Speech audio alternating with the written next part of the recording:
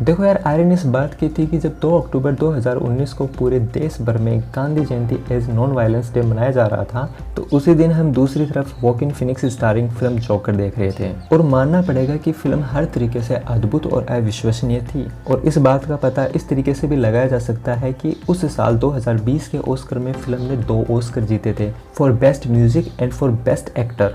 और ये रीत तो सदा चली आई है कि जिस भी एक्टर ने अब तक जोकर प्ले किया है वो ऑस्कर लेकर गया है। Feeling sorry for Jared लीटो, please don't offend. और यार ये बात तो सभी जानते हैं कि 2008 में रिलीज हुई फिल्म द डार्क नाइट में हेथ लेजर को अपने आइकॉनिक रोल जोकर के लिए ऑस्कर मिला था। अब फिलहाल क्योंकि जिस तरीके से DCU चल रहा है तो मुझे उसकी फिल्मों से कुछ ज़्यादा एक्सपेक्टेशन नहीं रहती है। अब ये बात तो DC खुद भी मानता होगा कि वो कुछ ज़्यादा कमाल नहीं कर पा रहा है, तो उसने सोचा होगा कि क्यों ना मैं 2008 को रिपीट करते हुए एक फिल्म और बना दूं जिसका नाम हो जोकर। और बिल्कुल हुआ भी ऐसा ही। फिल्म अब तक की सबसे ज़्यादा बॉक्स ऑफिस पर कमाई करने वाली A-rated फिल्म बन चुकी है। और उसने इसी के साथ यह भी प्रूफ कर दिया कि हाँ, मैं भी अच्छी फिल्में बना सकता हूँ, बट नॉट ऑलवेज। और ये बात मैं इसलिए कह रहा हूँ क्योंकि पिछले 1-2 साल पहले उसने एक नई फिल्म अनाउंस की थी जिसका नाम था बैटगर्ल। और फिल्म पूरी तरह से बनकर तैयार भी हो चुकी थी। उसके लिए उन्होंने $100 मिलियन से ज़्यादा डॉलर भी खर्च किए थे। लेकिन जब उसकी टेस्ट स्क्रीनिंग करवाई गई तो उन्हें पता चल गया कि ऑडियंस का रिएक्शन क्या था। और इसके बाद में उन्होंने इस पूरी फिल्म को, बनी बनाई पूरी फिल्म को कचरे में डाल दिया। और यही नहीं, ये फिल्म अब हमें कहीं पर भी दिखाई नहीं देने वाली। इवन HBO Max पर भी ये फिल्म नहीं आने वाली। तो DC ने एक बार फिर सोचा कि अब मैं वापस क्या करूं, तो वो फिर गया 2019 पर। उसने सोचा कि क्यों ना मैं इस फिल्म का ही सीक्वल बना दूं।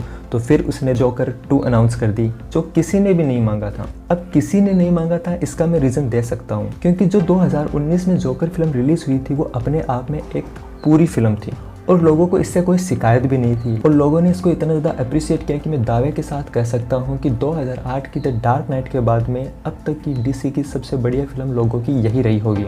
अब क्योंकि 2019 की जोकर की सक्सेस देखते हुए उन्होंने दूसरा इसका सीक्वल जो अनाउंस किया है, तो उसको लेकर मेरे मन में डर यह है क्योंकि पहले से कोई प्लान फिल्म नहीं थी, तो इसकी जो स्टोरी है वो खींची भी हो सकती है।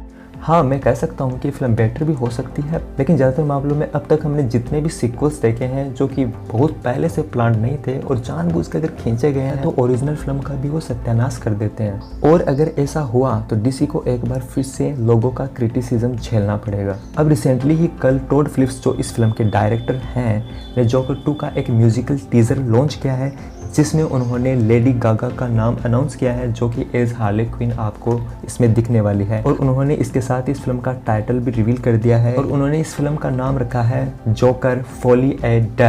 अब ये किस भाषा में रखा है ये मुझे नहीं पता, लेकिन इसका अर्थ ये होता है कि जब 2 व्यक्ति एक ही जैसी सेम मेंटल इलनेस है एक दूसरे से शेयर करते हैं तब उसको फॉर ए डे बोलते हैं। क्योंकि अब हमें इसमें साथ में ही जोकर के साथ हार्ले क्विन भी दिखने वाली है जो कि उसी की तरह है, तो इस फिल्म का जाहिर सा नाम है उन्होंने ऐसा ही रखा है। अब ये फिल्म है वो रिलीज़ होने वाली है 4 अक्टूबर 2024 को। और अभी तो इस फिल्म को रिलीज़ होने में 2 साल से भी ज़्यादा का वक्त पड़ा है और मैं उम्मीद करता हूँ कि DC इस बार फिर से 2019 वाला चमत्कार दिखाए ताकि कुछ तो यार उसकी तरफ से अच्छा देखने को मिले। So this is for today guys. Now I will meet you in next one. Till then bye. Take care.